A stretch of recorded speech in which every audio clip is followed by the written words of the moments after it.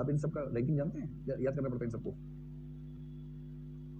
देखो थोड़ा सा ध्यान करो, जैसे आप आईएएस बन गए, बधाई हो आप लोगों को पहले, है ना? बहुत बहुत बधाई हो आप, ठीक है। तो आईएएस बनने के बाद क्या होगा?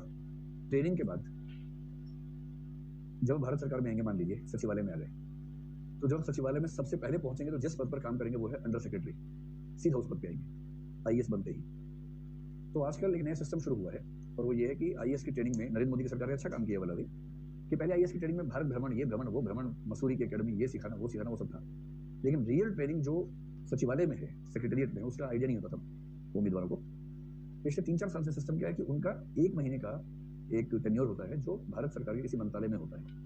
उन्हें दिल्ली लाते हैं, किसी मिनिस्ट्री में अंडर सेक्रेटरी बना के भेजते हैं। Under secretary training, wing training, दरअसल उनका जो रैंक है ना उससे हल्का सा ऊंचा रैंक अंडर सेक्रेटरी का होता है, तो लगभग उसके आसपास का रैंक है। तो अंडर सेक्रेटरी के बाद जब व्यक्ति थोड़ा और सीनियर हो जाएगा तो ये बन जाएगा डिप्टी सेक्रेटरी।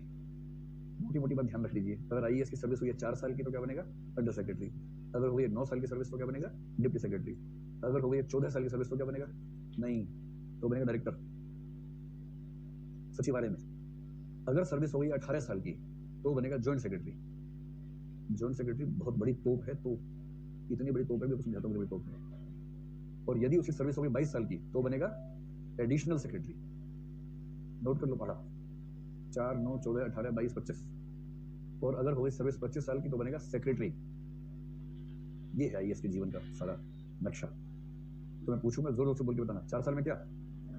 अंडर सेक्रेटरी, यानी कि हिंदी में अवर सचिव। 9 साल में डिप्टी सेक्रेटरी, 14 साल में डायरेक्टर, 18 में ज्वाइंट सेक्रेटरी, 22 में एडिशनल सेक्रेटरी और 25 में सेक्रेटरी। अगर उसके बाद उसको 5 साल और मिल गए, लगभग 30 साल मिल गए, तो कैबिनेट सेक्रेटरी, जो कि एक ही व्यक्ति होता है, हर कोई नहीं होता है, या चीफ सेक्रेटरी किसी राज्य में समझ लीजिए, उसी स्तर का पद होता है, ठीक है।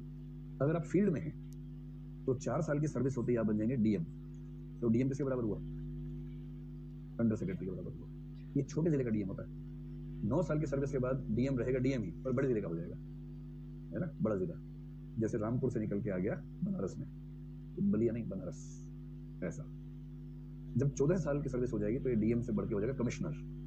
कमिश्नर का मतलब 2 या 3 जिले उसी कंट्रोल में आ जाएंगे, आईएएस कंट्रोल में। और इसके बाद तो सचिवालय जाना ही पड़ता है, फिर कुछ नहीं बचता।